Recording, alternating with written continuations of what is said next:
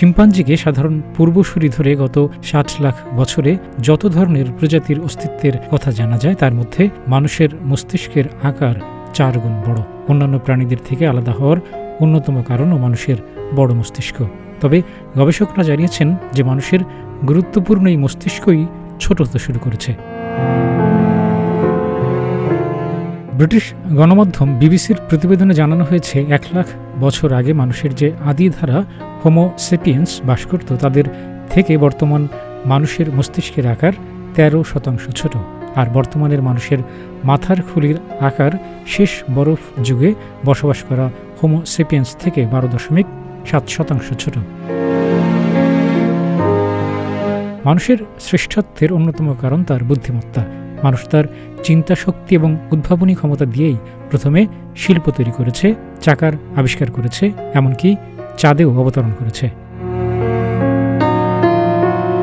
২০২৩ সালে যুক্তরাষ্ট্রের নিউ ইয়র্কের আমেরিকান মিউজিয়াম অব ন্যাচারাল হিস্ট্রির সঙ্গে যৌথভাবে জীবাশ্মবিদ আয়ান টাটেটসেল মানুষের মস্তিষ্ক সম্পর্কে গবেষণা করেছেন। মানুষের সবচেয়ে প্রাচীন ধারা থেকে শুরু করে আধুনিক মানুষ পর্যন্ত তিনি তার গবেষণায় তুলে এনেছেন।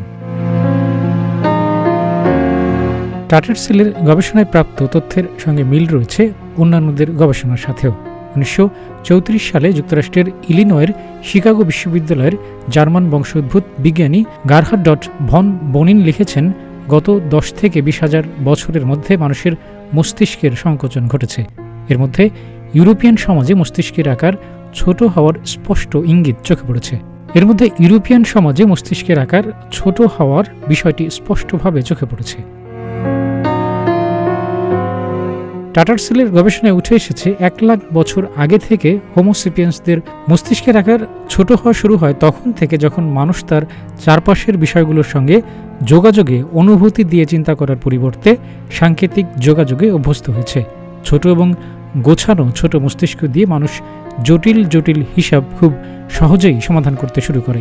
এ সময় মানুষ জ্যামিতিক চিত্রসহ প্রতীকী প্রত্নবস্তু এবং খোদাই করা শুরু করেছিল। টাটারসেল মনে করেন যে অনুঘটকের কারণে চিন্তাশক্তির পরিবর্তন হয়েছিল তা হচ্ছে ভাষার স্বতঃস্ফূর্ত আবিষ্কার। এসব ঘটনা মস্তিষ্কের স্নায়ু জগৎকে রাসায়নিক পরিবর্তনের মাধ্যমে পুনরায় সুসংগঠিত করে। এর ফলে মানুষ তার মস্তিষ্ককে আরও কার্যকরভাবে ব্যবহার করতে শুরু করে। টাটারসেল মনে করেন মানুষের পূর্বপুরুষরা পাশবিক বল দিয়ে যোগাযোগ করত, যে কারণে বুদ্ধিমত্তা ছোট পরিসরে না থেকে মস্তিষ্কের অনেকাংশে ছড়িয়ে থাকত। বলা হয়েছে, মস্তিষ্ক যত বড়, মানুষ ততটাই তার থেকে বাইরে। ক্যালিফোর্নিয়ার মনস্তত্ত্ব বিজ্ঞানী জেফ মর্গান স্টেবেল টাটারসেলের এ গবেষণার সঙ্গে ভিন্ন মত জানিয়ে বলেছেন, ভাষা নয়, জলবায়ুর পরিবর্তনের কারণে মস্তিষ্কের আকারের পরিবর্তন ঘটেছে। স্টেবেল ২০২৩ সালে গত ৫০,০০০ বছরের ২৯৮টি মাথার খুলি নিয়ে গবেষণা করে এই অবস্থানের কথা জানিয়েছেন। তিনি মনে করেন ১৭,০০০ বছর আগে থেকে মানুষের মস্তিষ্ক সংকুচিত হতে শুরু করে এবং এই সময়ে জলবায়ুর সুস্পষ্ট পরিবর্তন হয়েছে। তিনি জানিয়েছেন, গবেষণায় যা পাওয়া গেছে তাতে দেখা গেছে জলবায়ু যত উষ্ণ, মস্তিষ্ক তত ছোট এবং জলবায়ু যত শীতল, মস্তিষ্ক তত বড়। দেহের সব অঙ্গের মধ্যে মস্তিষ্কে সব থেকে বেশি শক্তি থাকে। দেহের মোট ভরের ২% ওজন মস্তিষ্কের, তবে দেহের মোট রাসায়নিক শক্তির ২০% খরচ হয় মস্তিষ্কের মাধ্যমে।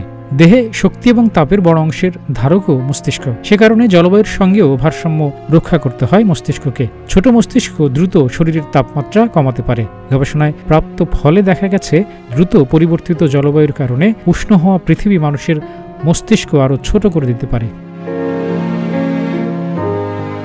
মস্তিষ্ক সংকুচিত হওয়ার পেছনে সবথেকে প্রখ্যাত তত্ত্ব মনে করা হয় পূর্বসূরিদের শিকারী জীবন ছেড়ে জটিল সামাজিক জীবনে অভ্যস্ত হওয়াকে।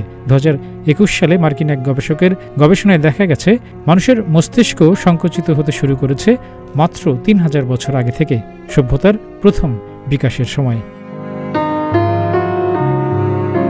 ডেস্ক রিপোর্ট, প্রতিদিনের বাংলাদেশ।